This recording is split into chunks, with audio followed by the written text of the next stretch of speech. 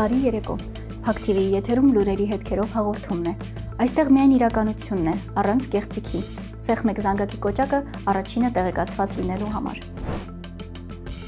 Պաշտպանության նախկին նախարար Աշակ Կարապետյանի նկատմամբ հետախուզում է հայտարարվել, նա շինծու է որակում իր նկատմամբ հարուցված հետապնդումը։ Քննչական կոմիտեից նշել են, թե 2021 թվականի մայիսի 14-ից 16-ն ընկած ժամանակահատվածում Հայաստանի Հանրապետության զինված ուժերի նախկին գլխավոր շտաբի պետի առաջին տեղակալ Աշակ Կարապետյանը դուրս գալով իր լիազորությունների շրջանակից գիտակցելով, որ չունի մարտական դիրքի զինծառայողներին հանելու հրաման տալու, յուրայիներին մարտական դիրքը հակառակորդին հանձնելու լիազորություն, անհիմն բանավոր հրաման է տվել մարտական դիրքերը թողնելու վերաբերյալ, որն ազգուշությամբ առաջացրել է նյութական ծանր հետևանքներ, այն է մայիսի 16-ին յուրային ստորաբաժանումները դուրս են եկել մարտական դիրքերից, իսկ հակառակորդը 2021 թվականի մայիսի 17-ին դիրքավորվել է նշված մարտական դիրքերում, հրաժարվել է դուրս գալ ներխուժած հատվածներից Հայաստանի Հանրապետության ինքնիշխան տարածքից վերահսկողության տակ վերցնելով տարածքի մի մասը։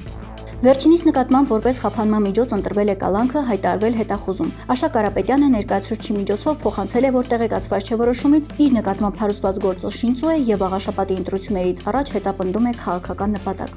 Համահայկական ճակատ կուսակցության խորհրդի անդամ Պահեստազորի փոխգնդապետ Նաիրա Գևորգյանն էլ իր հերթին նշում է, որ գործում կան անհասկանալի դրվագներ, մասնավորապես եթե Թշնամին Սև լճի տարածք է մտել մայիսի 12-ին, գլխավոր շտաբի պետը, կորպուսի հրամանատարը, օպերատիվ վարչության պետը ինչ որոշումներ են կայացրել մինչև մայիսի 14-ը։ Կորպուսի հրամանատարը մարտական իրավիճակներում ինքնուրույն որոշում կայացնող է։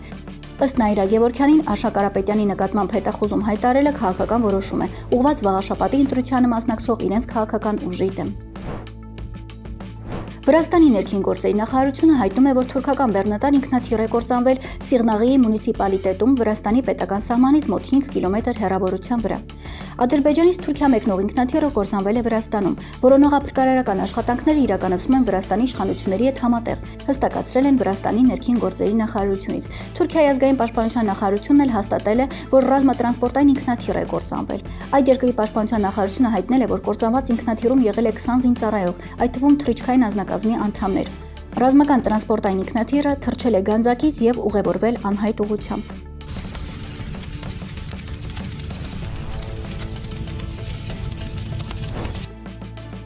Բաքվում ապօրինաբար պահվող Վիգեն Էլչեքջյանի փաստաբան Մարիա Լուսիանա Մինասյանը գրել է. Լրանում է 5 տարին, ինչ Վիգեն Էլչեքջյանը Ադրբեջանում անարդարացիորեն կալանավորվել եւ դատապարտվել է։ Տառապանքի, դիմադրողականության եւ անսասան հույսի 5 տարի։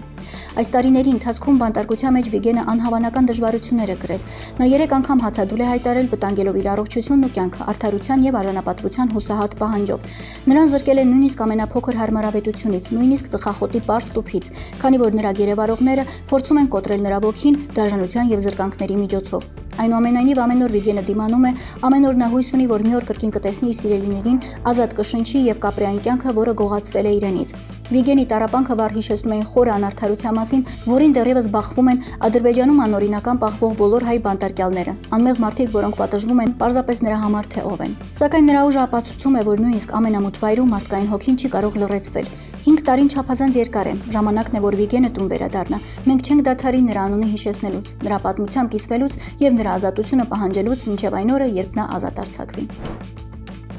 Ամերիկայի Միացյալ Նահանգների նախագահ Դոնալդ Թրամփը հայտարարել է, որ դիտել է Ռուսաստանում հաղթանակի օրվա տոնակատարությունները եւ ցանկանում է, որ ԱՄՆ-ում նույնպես նշեն այդպես։ Այս պայից սկսած մենք նշելու ենք հաղթանակի օր, ասել է Թրամփը։ Հիշեցնենք, մայիսի սկզբին Ամերիկայի Միացյալ Նահանգների նախագահը առաջին եւ երկրորդ համաշխարհային պատերազմներում հաղթանակի օրեր հայտարարեց համապատասխանաբար նոյեմբերի 11-ը եւ մայիսի 8-ը, կոչ անելով ԱՄՆ քաղաքացիներին սկսել տոնել հաղթանակները։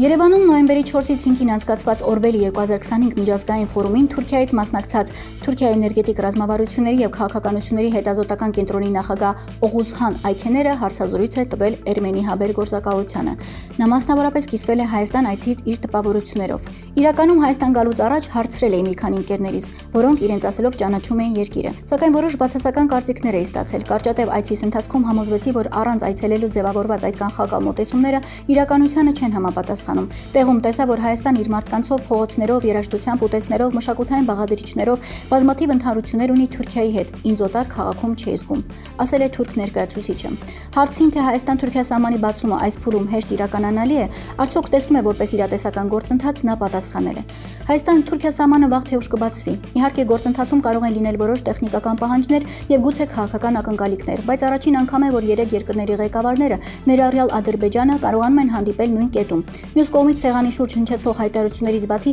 չպետք է մոռանանք սոցիալ-հոգեբանական այն գործոնը, որին առնչվում է խաղաղության գործընթացը։ Ավելի քան 100 տարի տևած այդ բաժանումը կարճ ժամանակում հաղթահարելը հեշտ չէ, սակայն առաջին անգամ է, որ այս համատեքստում հույսերը այսքան ամրապնդված են։ Սա անկասկած հեշտ չի լինելու, բայց քայլ առ քայլ, քանի դեռ Թուրքիայում նախագահ Էրդողանն է, Ադրբեջանում Ալիևը, Հայաստանում վարչապետ Փաշինյանը, պատերազմի վրա հույս դրած ուժերը հացի վրա այլևս կարակ չեն քսի։ Դրան կհաջորդի սահմանային անցակետերի փուլային բացումը։ Հուսով եմ հենց այս գործընթացում հարաբերությունները նորից կկարգավորվեն եւ հազարամյակներով նույն աշխարհագրությունում միասին ապրած հասարակությունները կրկին կհամագործակցեն։ Նման հայտարարություն է արել Թուրքիայի ներկայացուցիչը Երևան այցի իր ակնկալիքներով։